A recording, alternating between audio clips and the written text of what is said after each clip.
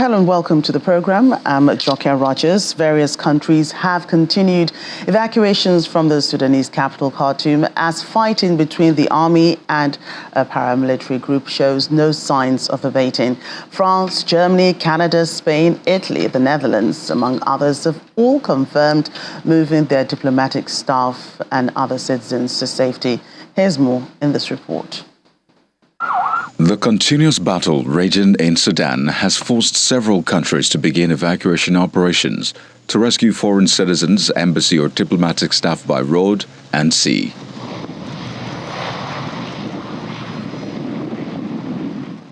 The French government said France carried out evacuations of its citizens and other nationals of Sudan's war-torn capital of Khartoum as fighting between rival military factions continued in the African nation. The government says further evacuation efforts are continuing as 388 people have already been successfully evacuated from Sudan. France initially evacuated diplomats on Sunday as 8 days of battles between rival military factions that have triggered a humanitarian crisis showed little sign of let-up. The Dutch military released video of an overnight evacuation flight from Sudan. The flight from an airport near Khartoum had 32 evacuees on board. The Dutch Defense Ministry said they were first evacuated to Jordan and from there will be repatriated to the Netherlands. Meanwhile, 2 Italian Air Force planes have evacuated Italian citizens and other nationals from the Sudanese capital, Khartoum. Italy's defense minister said the evacuation started over the weekend when 2 Italian military aircraft carrying special forces personnel arrived in the capital, where they boarded evacuees.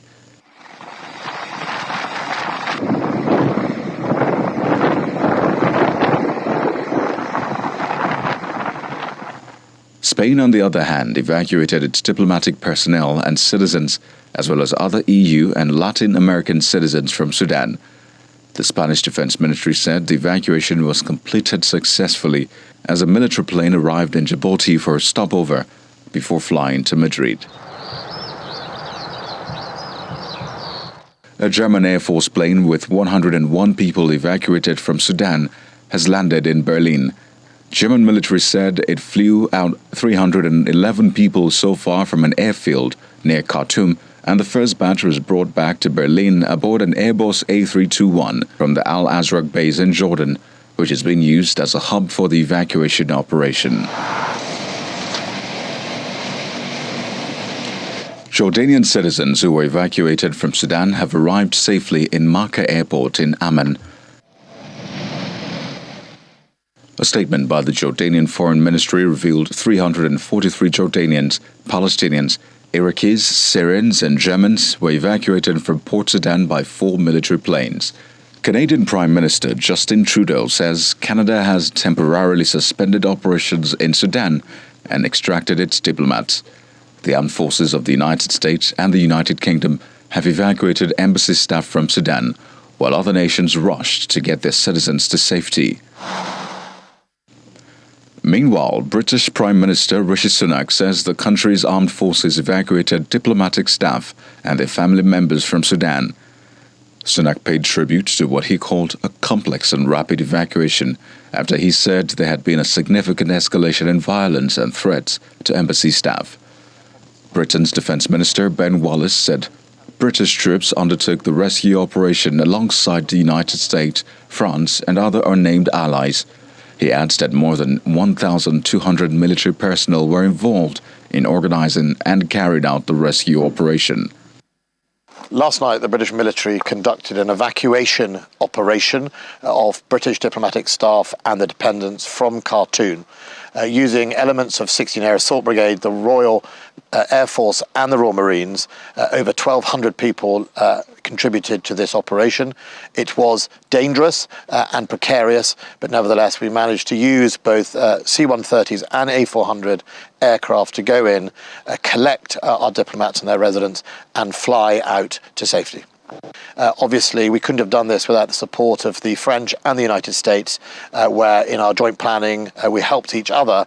And I think it's really important that we recognise that this has been an international effort. Sudan's army said over the weekend it was helping to evacuate foreign nationals from the country via Port Sudan, which is 400 miles from Khartoum. As more evacuations continue, the fighting in Sudan has triggered a humanitarian crisis in the impoverished country, where millions of people have been left without access to basic services. According to the United Nations, more than 400 civilians have been killed and thousands others wounded.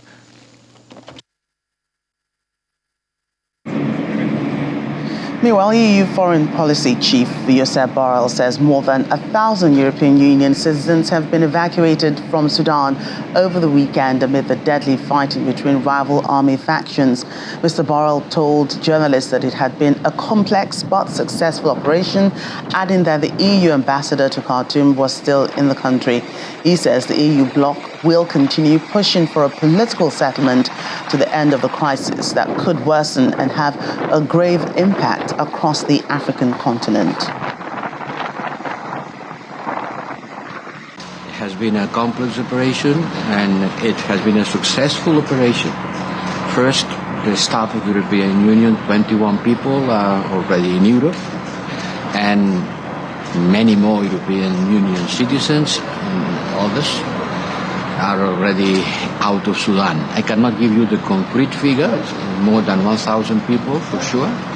I want to thank France especially for taking our people out, and I want to thank the combined efforts of many countries that took their nationals, but also all nationals that they could pick.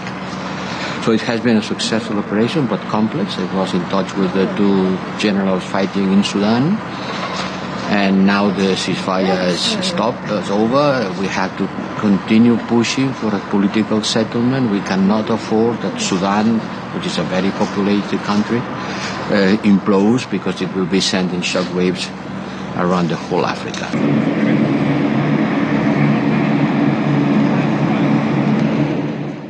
And as countries continue to evacuate their citizens from Sudan, Nigerians stranded in that country may begin to come home or begin to get evacuated as early as tomorrow morning. And that's according to the Director of Special Duties of the National Emergency Management Agency, NEMA, Dr. Onimole Bandele.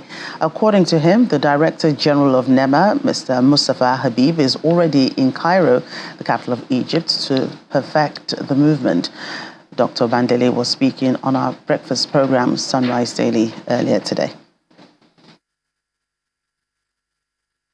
The truth is, nobody has been evacuated yet. I just spoke to the ambassador Olaniyan in Khartoum some few minutes ago. It is true that there are plans to get buses to start movement tomorrow morning. And as I speak to you, the Director General, National Emergency Management Agency, Mustafa Habib, is already in Cairo, because that is the window that we are looking at. We have a town called Luxor and another one. So the movement is to be perfected between the embassy in Khartoum and the DG NEMA, who is already on ground in Cairo. When the situation started, it was not sensible for anybody to start any movement. And there was a total lockdown in that country. It's just a few days ago now that they got window. And this window they got, they still have to tread softly, because we don't know what the situation might be. Let me quickly remind you that even countries like France and Qatar tried to do some movement on Saturday. Because of the security situation, they had to beat a retreat back to Khartoum. So as much as we feel the pain of our citizens, we feel we should do it right so that we don't have casualty on our side. So that is where we are as of today. When you're doing consideration and evacuation, you have to do this evacuation considering security, and it has to be in a dignified manner. So the choice of Egypt should have come up because of the consideration of the people on ground here. Elsewhere, Kenya's opposition says it will resume anti-government protests from May the 2nd, nearly 3 weeks after suspending rallies to take part in a dialogue with authorities. Dennis Onyango, spokesperson for Raila Odinga, a veteran opposition leader who organized several anti-cost of living rallies in March, said rallies will resume from May the 2nd and the demonstrations will be limited to Nairobi.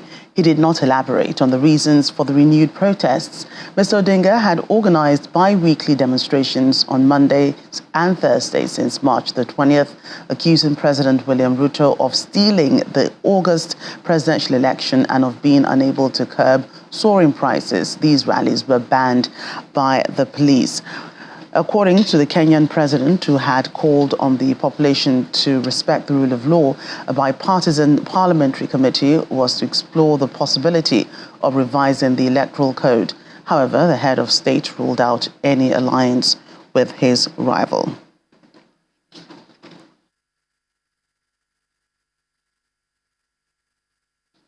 Let's get more from Kenya. At least 58 bodies have been exhumed in the southeastern region of the country as part of an investigation into a suspected Christian cult.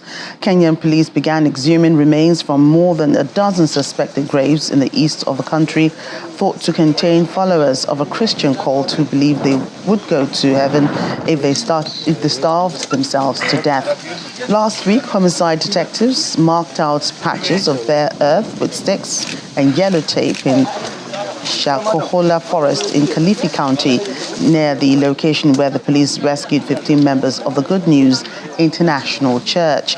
At least 4 people were found in an emaciated state and died while being rushed to hospital in a police rescue operation. The leader of the church, Paul Mackenzie, was arrested following a tip-off that also suggested the existence of shallow graves belonging to at least 31 of his followers. She left her phone, everything at home with a letter, not knowing they are going to Malindi. So when I get to search her phone, I see someone has told them they are going to see Jesus on date 8, and she went missing on date 7. So it's when I get to connect where I'm going to look for them. So then I tracked her flight. It only booked a one-way ticket to Malindi, which she should have a return ticket back to Nairobi. It's so disheartening and very inhuman to see what is going on here. Because at least since Monday we have been coming, there is no day we have not rescued alive. But all the people who have been coming here, I can see none of us have seen our relative, but we are just rescuing more people and seeing more graves. This is another massacre ambayo ilitendeka hapa.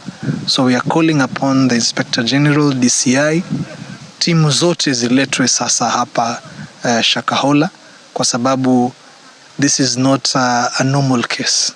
Hizi ni tunasema crimes against humanity. Welcome back to the program. We stick with Kenya as we bring in Brian Wenda, a Kenyan journalist who joins us virtually from Nairobi. Brian, good to see you today. Thank you. Good to see you too. So speak to us first about this horrific discovery by the police about the bodies found in that forest. The number of bodies that have been discovered so far has hit the 58 mark. And this has triggered a number of reactions from Kenya, from the authority, and from even the religion and religious leaders and very different sectors. And speaking specifically from the police, where the DCI or the Director of Criminal Investigation has camped in Kilifi, which is on the southeast of Kenya, they say that this is a big scope that they're going to look into, and they continue to look into, because they say they are here to dig up to 40 more grave sites to find new bodies. So they expect more bodies actually. And most of these people who have been found in these shallow graves, as they called, were members of a cult of the Good News International Church. And this cult was started in 2003, and up to 2015 is when it garnered space. And many people did subscribe to some of the teachings of the cult, that to meet Jesus, you need to starve yourself. And others also quit employment. And the culmination of the last more than 8 years, from 2015 to 2023 right now, is that there are more than 58 bodies which have been discovered today. They're expecting more and more bodies from these shallow graves. We're also looking into children who have been affected. More children have been rescued. About 40 children have been rescued in the previous 8 years since the cult did start. Also, 30 others were also rescued at some point also. But sorry to say that a number of children, also approximately half of them, 15 plus, didn't make it to see some of these things are happening, because they're the most affected. They cannot make their own decisions. The parents are making the decisions for them. And some of those graveyards it's like a picture of how deep-rooted that cult was in Kilifi County. Right, Brian, has the church, leader been arrested? Has he made any statements? How far has this investigation gone? Definitely, he has been arrested, and last week he was arraigned in court and given a 10,000 shillings bail, that is 10,000 Kenya shillings bail. But however, this man doesn't want really to speak up. More to this, he doesn't really eat. He has staged on a hunger strike. So he has decided to practice what he preaches. So basically, he has said nothing much. But beyond that, we have seen also the president today also come out very strongly and rebuking some of these cults that have been seen rising in the previous times, because this is not the only one. We have a number of spiritual organizations and spiritual practices that are still being investigated. And more is building up in terms of policy. Some are saying that we need to have a clear framework on, how religion needs to operate in the country, just like Rwanda did in 2018. Right. Were there no signs? I know you said that the church leader was arrested only just last week. Mm-hmm. Of course, he's been released on bail, you said. But were there any signs before now that, such a gruesome thing was going to occur because of, the kind of, let me put it, like brainwashing that such, court leaders, the harm they do to their members? Religion is one of the most controversial topics that Kenyans want to associate with, more so authorities, because these are personal decisions. And, once brainwashing comes in, it takes time to really realize that this is brainwashing. And because since 2015 to today, a number of people have lost their lives. But at the point when this raised an alarm is when 2 children died out of this cult. And this triggered now the police to come in. Now, when there's loss of lives and most of the children, this is where the police will now assert his authority, and also the government is going to assert his authority. But also, there has been a number of questions from politicians, from also other leaders asking, where was the National Intelligence Service, the NIS, all this time? We're always on ground to see the normal running of the security situation in a country. And also, there were a number of politicians also asking, where was there's a program in Kenya called the Nyumba Kumi Initiative. Now, the Nyumba Kumi Initiative is where 10 households form a sort of a group to know each other, to know who is around, to know who is not around.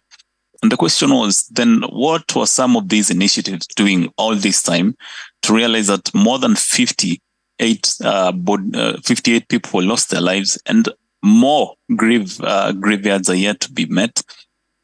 And all these are still a dilemma in front of authorities and actually parliamentarians. I had to start having a conversation about this.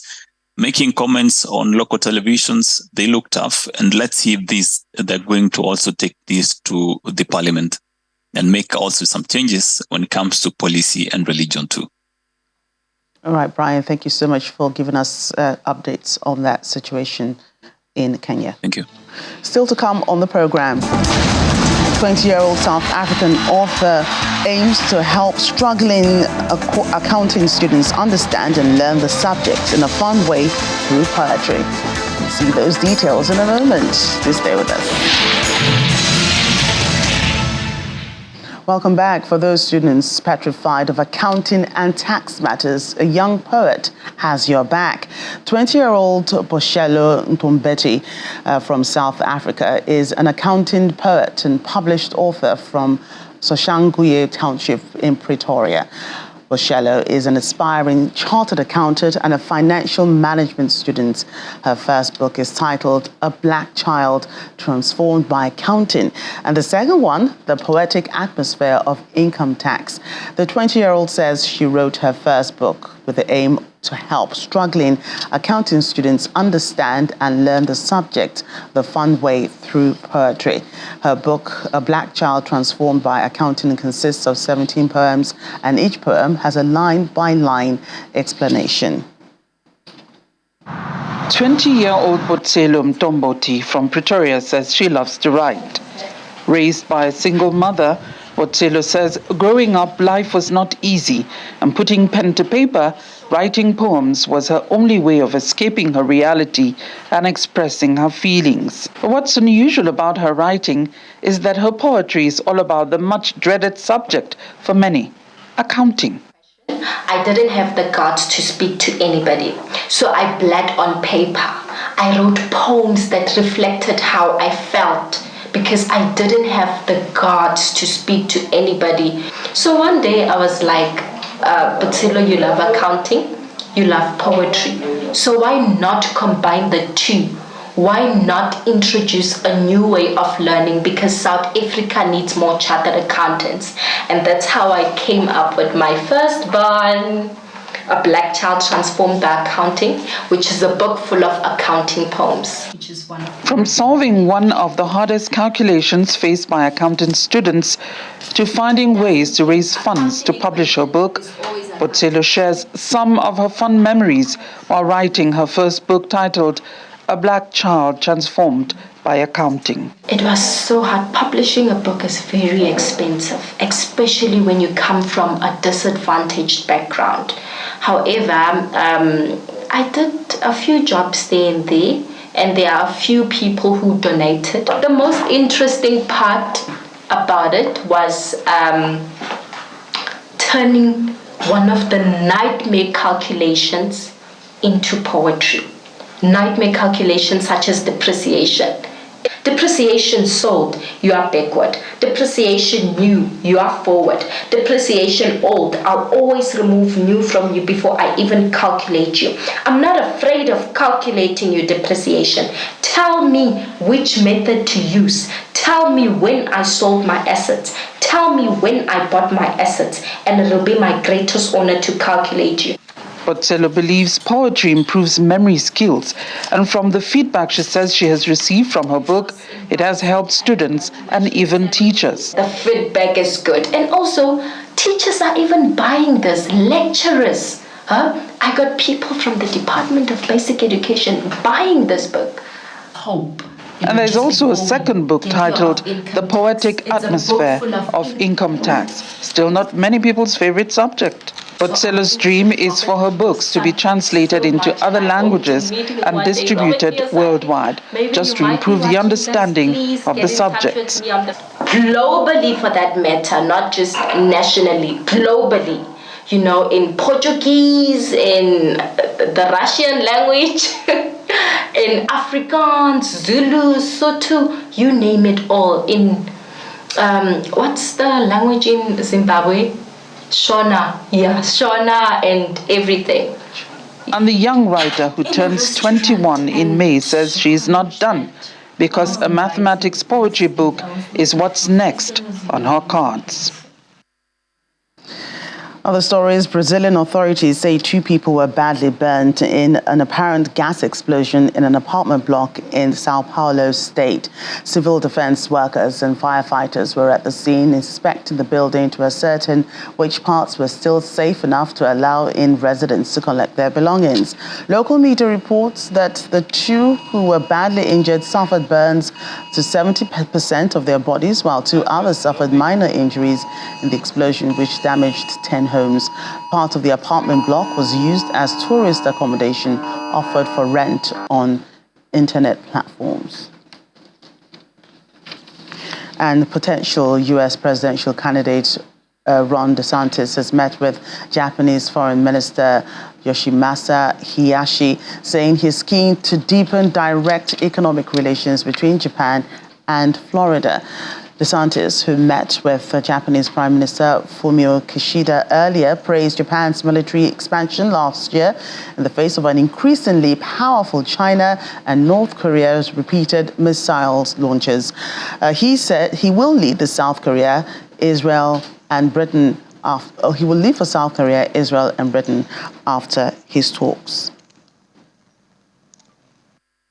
And we're just fortunate to be able to be here and talk with business leaders who are, see the world similar to how we see it in Florida, both in terms of economy, but also in terms of some of the challenges that both our countries face internationally. We believe Florida's market is a great opportunity for additional investment from Japanese companies. You're the #1 foreign direct investment in America, Japan is, which we appreciate, but you're only #6 in Florida, so I think we can make that go higher. So we've been talking to the airlines about maybe direct flights. We've been talking to other businesses about opportunities, and so all in all, our view is that a strong Japan is good for America, and a strong America is good for Japan, and I think that's the same with Florida. As Florida does well, we have more opportunities to work with you. So thanks so much for having us.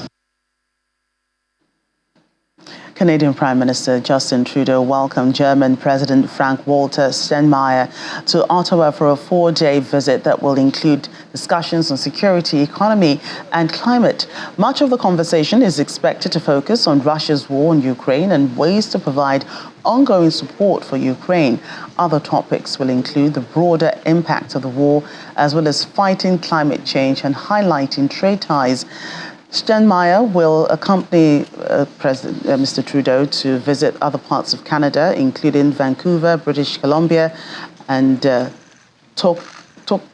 Yantok Northwest Territories.